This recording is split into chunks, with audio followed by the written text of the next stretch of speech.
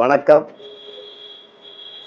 சங்கரா டிவியின் சார்பாக நேயர்களுக்கு திருமாங்கல்யம் செய்வது எப்படி என்பதை உங்களிடையே நாங்கள் பகிர்ந்திருக்க விரும்புகிறோம். அம்மனுக்கு எப்படி தாலி செய்வது என்பதை என்னுடைய சிஷியன் சக்திவேல் ஆச்சாரியா அவர்கள் இப்போ உங்களிடையே எப்படி செய்வது என்பதை செய்து காட்டுவார். பொதுவாகவே எங்கள் மாங்கல்யம் பல வகையான மாங்கல்யம். இது அம்மனுக்காக செய்யப்படுகின்ற ஒரு திருமாங்கல்யம்.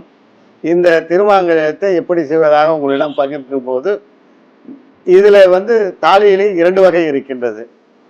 ஒன்று வைஷ்ணவர்களுக்கும், அதாவது நாமம், அது மாரி இந்த இருக்கு பாருங்க, நாமம், பட்டநாமம், பாதநாமம்னு இருக்கு. இன்னொருத்தருக்கு அம்மன் இருக்கு, ஈஸ்வரன், இந்த மாதிரி தாலி இருக்கு.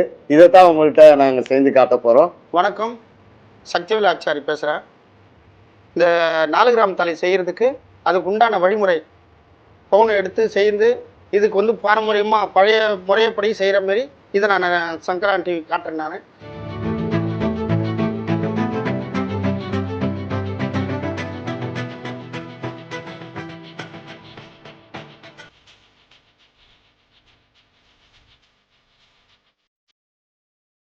4 கிராம் தாலி அம்மன் தாலி செய்கிறப்போ அம்மன் தாலி செய்ய வேண்டியதுக்கு தேவையான பவுன் எடுத்துக்கிறோம். அந்த பவுன் 24 கேரட் சுத்த தங்கம். அதுக்கு 400 மில்லி காப்பர் சேர்த்தா தான் 916 தங்கமாக வரும். 22 கேரட்டாக வந்துடும். 22 கேரட் செய்யறதுக்கு மெஸ்ட்டாக கொஞ்சம் பவுன் வச்சா தான் நமக்கு வேலையும் நல்லபடியாக சீக்கிரம் முடியும். அதுக்கு தேவையான தங்கம் எடுத்துக்கிறோம். காப்பர் எல்லாம் மிக்ஸ் பண்ணி இதில் வச்சுருக்கிறோம். மூச்சில் கொட்டுறதுல 10 கிராம் தங்கம் இருக்குது. இதில் இந்த 10 கிராம் தங்கத்தையும் போட்டு நம்ம செய்தால் எல்லாமே தனித்தனியாக தோது பண்ணிக்கலாம். எல்லாத்தையும் நமக்கு தேவையான அந்த தாலிக்கு தேவையான எல்லாமே அனைத்து பொருளும் ரெடி பண்ணிங்கன்னா நமக்கு கொஞ்சம் வேலை கொஞ்சம் ஈஸியாக முடியும். அதே மாதிரி செய்கிறதுக்கும் கொஞ்சம் நல்லாவும் இருக்கும். இந்த நல்லா மிக்சிங்காகவும் போட்டு உடுக்கிட்டு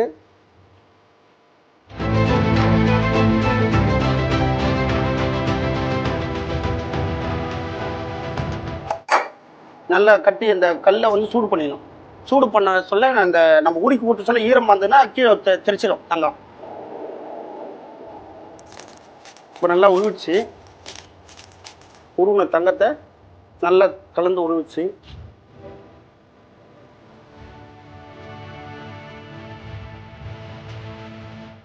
கட்டி ஊற்றாச்சு. இதை நம்ம இனிமேட்டு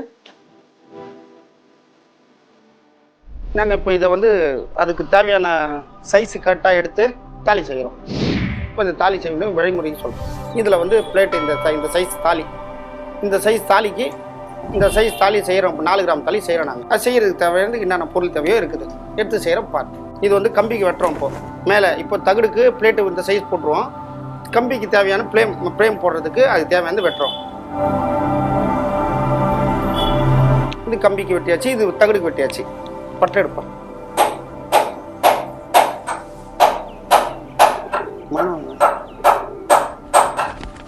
இதை சைஸ் கரெக்டாக சதிரிச்சாதான் செய்யறதுக்கு நல்லா இருக்கும். இப்போ இது சதிரிச்சாச்சு. இந்த அளவுக்கு தகுடு அளவுக்கு சதிரிச்சாச்சு. சதிரிச்சு இது கம்பி தனியாக எடுத்தாச்சு. கம்பி தனியாக எடுத்து இதுக்கு அப்புறமேட்டு ஹீட் பண்ணி நம்ம மிஷினில் போட போகிறோம். அந்த ஹீட் பண்ணி போட்டால் தான் அந்த தகுடு உடைய நயமாக இருக்கும். இல்லைனா சவுடாக வேப்பில் மாரி கொட்டும் கீழே. அதனால அந்த சவுடு வராத அளவுக்கு நயமாக பண்ணுறோம். ஹீட் பண்ணால் தான் அந்த அளவுக்கு கரெக்டாக வரும்.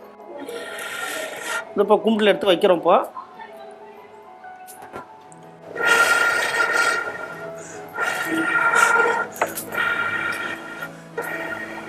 ஒன்று எல்லாமே கலந்து நல்லா சவுடு வராமல் நல்லாயிருக்கும். இதை நாங்கள் சல்புரன்றதை ஆச்சிட்டில் போடுறோம்.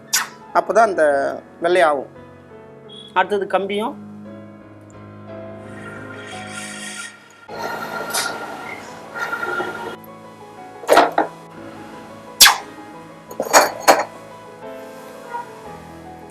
இப்போ அந்த தட்டின இது வெங்காரம் வச்சது பிறகு தட்டுறோம்.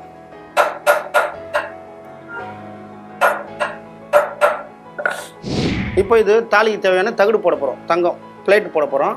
பிளேட்டு போட்டு இதுக்கப்புறம் ஃப்ரேமுக்கு கம்பி தனியாக மேலே 2 அட்டாச் பண்ணுறதுக்கு தேவையானது 2 பொருள். இதுக்கு கொஞ்சம் கொஞ்சமாக பிரேக் வச்சு போட்டால் தான் கரெக்டாக வரும். இது பிரேக் அப்பப்போ வைக்கணும். வச்சா தான் தகுடு நைஸ் ஆகினே இருக்கும். மெலிசா ஆகிறதுக்கு இது பிரேக் தேவை.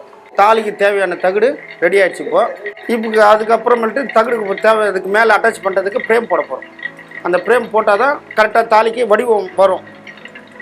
அதுதான் போட போகிறோம் இப்போ. இது ஏன்னா அப்பப்போ பிடிச்சா தான் வந்து கீழே விடாது. ஃப்ரேமுக்கு தேவையான கம்பி போட்டாச்சு. இப்போ அதை சூடு பண்ணி ஹீட் பண்ணி நம்ம எப்படி உழைக்கிறோன்னு கரெக்டாக எந்த பொசிஷனில் தாலிக்கு வடிவம் உருவாக்குறோன்னு சொல்லிட்டு அந்த காட்டுறோம் பாருங்கள். இப்போ இதை ஹீட் பண்ண போகிறோம். இதை ஹீட் பண்ணி அப்படியே நம்ம செய்தால் அந்த தாலி செய்கிறதுக்கு நமக்கு சுத்தமாக தெரியாது. அதனால் ஆசிட்டில் போட்டால் கொஞ்சம் வெள்ளையாயிடும் ஃப்ரேம். அதேமாரி தகுடியும் நம்ம எந்த அளவுக்கு ஹீட் பண்ணுறோமோ அந்த அளவுக்கு நமக்கு எந்த அளவுக்கு நம்ம வடிவம் கொண்டு வரோமோ அந்த அளவுக்கு வந்துடும். இப்போ தாலிக்கு தேவையானது தகடு பிடிச்சாச்சு பிளேட்டுக்கு. அதுக்கு தேவை ஃப்ரேமும் ரெடி பண்ணியாச்சு. அதை ரெடி பண்ணி நம்ம எந்த அளவுக்கு நம்ம சைஸ் வேணுமோ 4 கிராம் தாலி இது 2 கிராம் தாலி இது அதுக்கு தகுந்த மாதிரி சைஸ் தகுந்த மாதிரி நம்ம ரெடி பண்ணிக்கணும். வெட்டி ஆசை வச்சு வெட்டிக்கணும். இதை உருக்கி நம்ம வெட்டி இதுக்கப்புறம் நம்ம ஃப்ரேமுக்கு ரெடி பண்ண முடியும். இப்போ இது செய்தாச்சு தாலிக்கு சைஸு. இந்த தாலி இப்போ மட்டமாக இப்போ பெண்ட் ஆகுது. பெண்டுக்கு நிமித்துறதுக்கு ஒரு மட்டமாக வச்சு காய வச்சிடணும். ஹீட் பண்ணிங்கன்னா அந்த மட்டமாகிடும். இப்போ உள்ளே வைக்கிறோம். அந்த தகடு எடுத்து ஒரு ப்ரெஸ்ஸிங் பண்ணால் தகடு வந்து லெவலாக மட்டமாக வந்துடும். மட்டமான தகடை திருப்பி வந்து ஆசிட்டில் போட்டால் வெள்ளையாயிடும். இப்போ ஃபஸ்ட்டு இருந்ததுக்கும் இப்போ வச்சு பார்த்தீங்கன்னா உங்களுக்கே தெரிஞ்சிடும் தாலியோடைய மட்டம். கம்பி பெண்டாக இருக்குது. இதை வந்து நம்ம நேராக்கணும். இப்போ ஃபஸ்ட்டுக்கும் இதுக்கும் பாருங்கள் நேராகிடுச்சா. அந்த நேரில் நம்ம எந்த சைடு வேணாலும் நம்ம வளைச்சிக்கலாம்.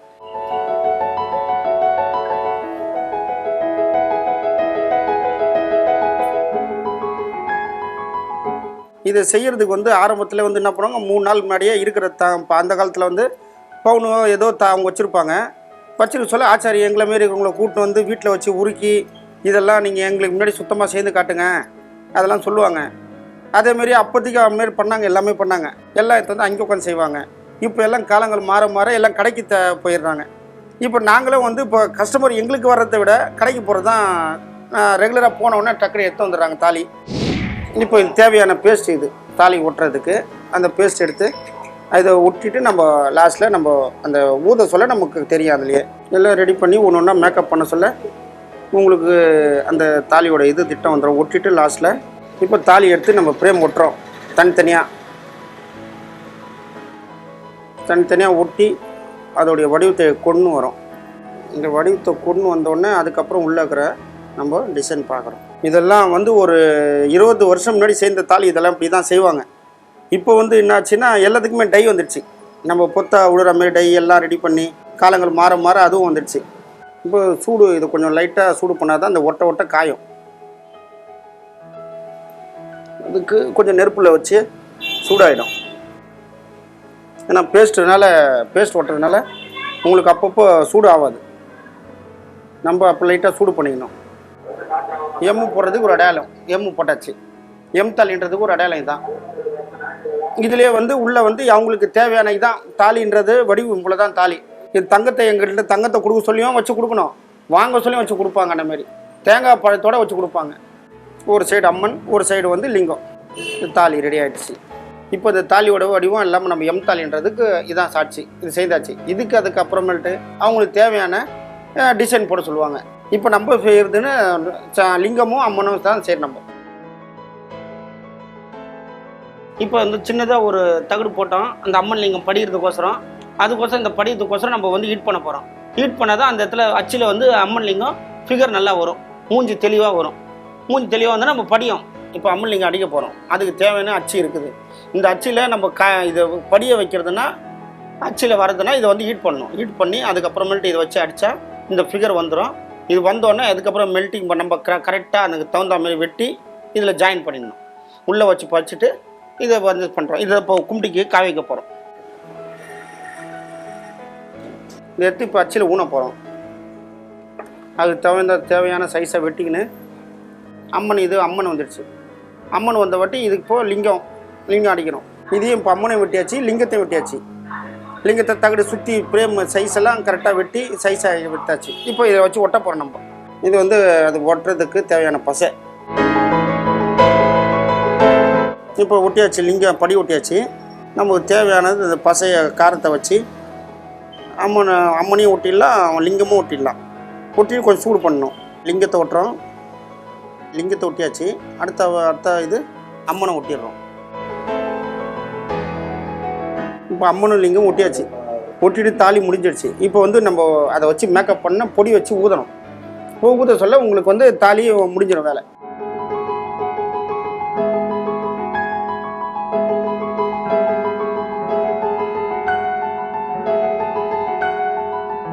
அந்த காரம் ஒட்டினோம்ல, அந்த காரம் ஒட்டி அதெல்லாம் தீயணும். அந்த தீஞ்சாதான் அந்த பொடி வந்து கரெக்டாக பொடி பரவாத அளவுக்கு கரெக்டாக வரும். தெரியுதா உங்களுக்கு? அப்படியே கரைஞ்சி அது வேலையை அப்போ அப்படியே பிடிச்சிக்கும். அது இப்போ ரெடி ஆனோன்னா இப்போ நம்ம இந்த ஓட்டில் இருக்கிற பிசுறுலாம் நம்ம வெட்டினா பிறகு இந்த ஆர்சி கரெக்டாக லெவல் வந்துடும். வந்துட்டு அதுக்கு பின்னாடி குண்டு வச்சு ஊதுனா அந்த தாலி கரெக்டாக முழுமையாக பூர்த்தி போயிடும். ஆமாம், அந்த பளிச்சுன்னு ஆகிறதுக்கு ஹீட் பண்ணோம். அப்போ தான் தாலி முழுமையாக வந்து தெரியும். நம்ம ஊதின தாலியை இதில் போட்டு வெளுக்க வைக்கிறோம். ஊதினம் தான் தாலி கருப்பாயிடுது. அந்த கருப்பானோன்னா நம்ம வெள்ளையாக்குறோம் தாலியை. இது வந்து தங்க கலர் வந்துச்சு. இப்போ இருக்கிற கலர் தங்கத்தோட நேச்சர் கலர் இதுதான். குண்டு வச்சு ஊதுறதுக்கு வந்து கயிறு கோக்கிறதுக்கு தாலி. இந்த இப்போ பிசுறு வெட்ட போகிறோம். இப்போ குண்டுக்கு ரெடி பண்ணுறோம். தாலி ரெடி பண்ணியாச்சு, குண்டுக்கு ரெடி பண்ணுறோம். இப்போ அந்த தாலிக்கு குண்டை வந்து ரெடி பண்ணியாச்சு. குண்டு ரெடி பண்ணி நம்ம இதில் பின்னாடி பக்கம் வச்சு ஊத போகிறோம். வெட்டி சைஸ் வரையாக ஒரு தாலிக்கு கயிறு என்ன அளவுக்கு போதோ தாலி குண்டு அந்த அளவுக்கு நம்ம வெட்டுறோம்.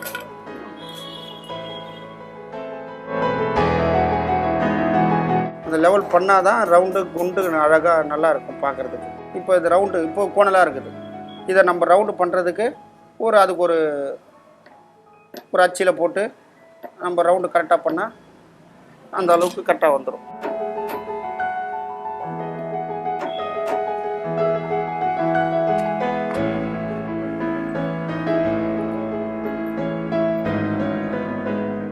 குண்டு ரெடி ஆகிடுச்சு. இப்போ கயிறு கோக்கிறதுக்கு குண்டு.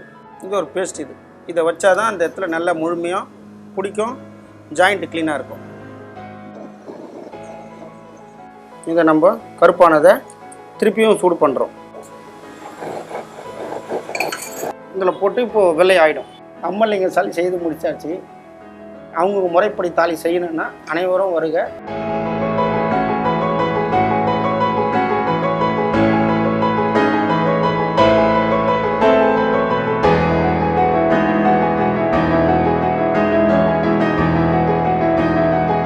திருமாவளவனை பற்றி நிறைய கதைகள் இருக்குது.